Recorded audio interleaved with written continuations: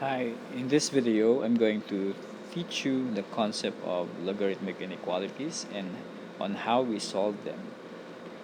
In learning these concepts, I will be using two examples. And number one, the logarithm of 4x minus 8 with base 3 greater than or equal to the logarithm of 2x plus 4 also in base 3. The second example would be logarithm of x minus 3 base 1 half is less than log of 2x minus 5 less than 1 half. So when we solve inequalities, we want to find what values of x will make these inequalities correct or true. So how do we solve logarithmic inequalities? Now we need to learn some rules which are based on understanding the graph of logarithmic functions. The first rule is that when the base of the logarithm is greater than 1, when the base of the logarithm is bigger than 1, then whenever the logarithm of a given expression is greater than the logarithm of another expression, we can immediately say that this x is also bigger than the y. Okay, so and this will happen only when the base of the logarithm is bigger than 1. Say for example, in number 1, in our example, we have the logarithm of base 3. So the first rule that we have presented, or that I have presented, will be applicable to number 1 because the base in number 1 is base 3. Okay? So to continue, let's go back to the rule. The key idea is when the base is bigger than 1, we can simply say that we must preserve the inequality. So when the log base b of x is greater than log base b of y, then we can immediately say that x is bigger than y. And this rule will be extended even if we have greater than or equal sign, we have a less than sign, and even for the less than or equal to sign, meaning to say, just preserve the inequality sign. The second case is when the base of the logarithm is a fraction between 0 and 1. For example, if the base of the logarithm is 1 over 2 or 1 half. Now, this is what you need to take note.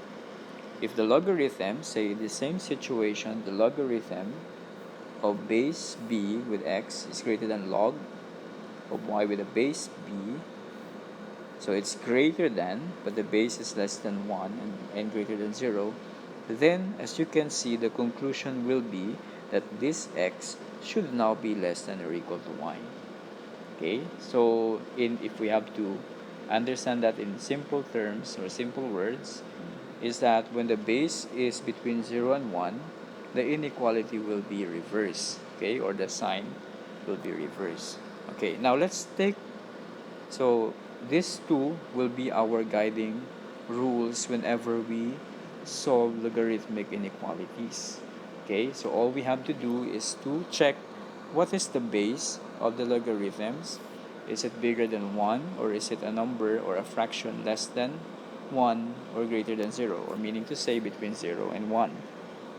Okay, now let us justify these rules so that we will not just accept them as if it is already, something that your teacher will just say, but there's a basis to these rules. Now, the first one, it simply means that whenever the logarithm is higher, as you can see in the graph, this is the graph of a logarithm with a base that is greater than 1. So as you can see, as the graph is going higher and higher, so is the value of the x, right? So if one logarithm is bigger than the other, it is implied that this value must be greater than this value because the logarithm is bigger than the other logarithm. In the same way that if the base of the logarithm is less than 1 and bigger than 0, and in this case we have b is equal to 1/2, the graph of the logarithm is going down. Meaning to say, as we make the x value greater, then the lower the logarithm, or vice versa. The lower the logarithm, the bigger the value of the x. Okay, so this is the basis of the two rules. Okay, so we just don't memorize them, like we accept some rules, but we should know, or we should understand why these rules will work. Okay, as we can see from the graph of the log with a base bigger than 1 and the graph of log with a base that is less than 1. So as x increases in the first case, so will be the function value. Okay, and in the second one it is the reverse. The higher the value, the lower the value of the function. Okay, now let's go to the application of these rules. So I explicitly stated two examples, as we can see on the screen. Now, with the rules that we have presented, logarithms have like certain restrictions, and this was also discussed maybe in the during the discussion of logarithmic equations, that there are some values that we cannot just accept. Okay, now I need you to focus on where we can get these restrictions. If we generalize um, log base b of say x, the rule is that this value x cannot be, or we just say should be greater than 0 at all times. 1 is okay. 1 can be a value of x. Okay, if it is an expression, say an expression that is log base b of x minus 3, then that x minus 3 should be greater than 0. It cannot be 0, it cannot be negative. Okay, so with this, for example, log base b of x minus 3, we have to restrict that x must be greater than 3. And for all numbers less than or equal to 3, the logarithm will become undefined. In the calculator, if you will compute for a value with the x less than or equal to 3, then it will show you a math error on the screen. Okay, so another restriction that we have to note is on the base. Although in most cases we only focus on the expression here, but sometimes you also need to take note the numbers on the base. Okay, so what numbers are not allowed in the base? For the b cannot be equal to 0, b cannot be equal to 1, and b should always be a positive number. So negative numbers, 0, even 1, cannot be a base. Okay, so you won't see a logarithm with base 0, with base 1, and a negative number. Okay, so let's go to our first example. Okay, so it says log base 3 of 4x minus 8 is greater than or equal to log base 3 of 2x plus 4. So when I solve this inequality, the first thing that I have to do is to take note that the base is bigger than 1. So when the base is greater than 1, then we have to preserve the inequality. So this simply means that if log base 3 of 4x minus 8 is greater than or equal to log base 3 of 2x plus 4, then we can conclude that 4x minus 8 is greater than or equal to 2x plus 4. So as you can see, the inequality sign was preserved. 4x minus 8 is greater than 2x plus 4. And from here, all we have to do is to compute or to solve the inequality. So we have 4x. If we subtract 2x on both sides, so we have minus 2x. So this is greater than or equal to 4, and then with a plus 8. Okay, so this is just algebraic manipulation. 2x, subtract 2x on both sides, add 8 on both sides, and you have 4x minus 2x is greater than or equal to 4, plus 8. So 2x for 4x minus 2x is greater than or equal to 12. And when we divide this by 2, then we have x is greater than or equal to 6. Now here is where we insert the restrictions. We already know a possible solution for the inequality that x must be greater than or equal to 6. But we have to go back to the given that this expression has a restriction and this expression also has a restriction. And both of these expressions should be greater than 0. So what are we going to do? So we need to add and note that 4x minus 8 should be greater than 0. At the same time, 2x plus 4 should be greater than 0. Okay? So when you compute this or solve this inequality, this is 4x is greater than 8 and x dividing by 4 on both sides, x must be bigger than 2. While 2x plus 4 means 2x is greater than negative 4 and x must be greater than negative 2. So we will be considering these inequalities together with the answer that we have found. Okay, so whatever initial answer that we have to add that x is greater than 2 or x must be greater than 2 and x must be greater than negative 2.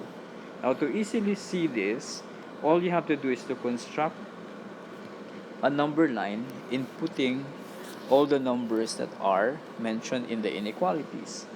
So the first number is negative 2, the second number is 2, and the third number is 6. As you can see, this is negative 2, positive 2, and positive 6. Okay, now let's note x greater than or equal to 6 means the graph is shaded, point shaded, and all the numbers after 6 because x is bigger than or equal to 6. The second one is x bigger than 2 is where you have 2 and then bigger than 2 is to the right. And then x greater than negative 2 is we have negative 2 shaded and also to the right. Okay, so we can only satisfy the values of x that is covered by all these three restrictions or all these three inequalities. Okay, so if you look at the number line and the solutions, what we can consider are only starting from this region, because as you can see, there's no red here, there's no blue and red here as well. Okay, so we only get where all these three inequalities will work.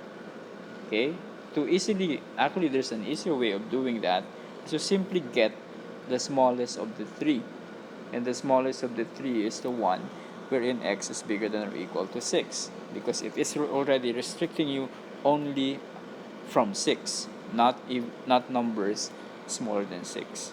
Okay, so how do we say the final answer now? The final answer is based on that restriction, and it was actually safe to say that x is greater than or equal to 6 even if we had some restrictions for the 4x minus 8 and the 2x plus 4. Okay, in some cases it's not always that you get the x greater than or equal to 6, the solution that you obtain.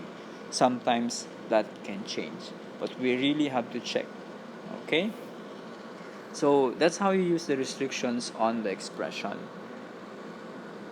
Now, so if we go to the number 2, it says log of 1/2 or log of x minus 3 base 1/2 is less than log of 2x minus 5 base 1/2. Okay, so let's rewrite that. So log, the base is 1/2, and that is x minus 3 must be less than the log with the same base 1/2 of 2x minus 5. So for this, first, if we solve this inequality, we have to take note that the base is a number between 0 and 1. So if we work on the logarithmic inequalities with base that is less than 1, or a fraction between 0 and 1, then when we rewrite or when we create the inequality that x minus 3 in relation to 2x minus 5, the inequality will be reversed.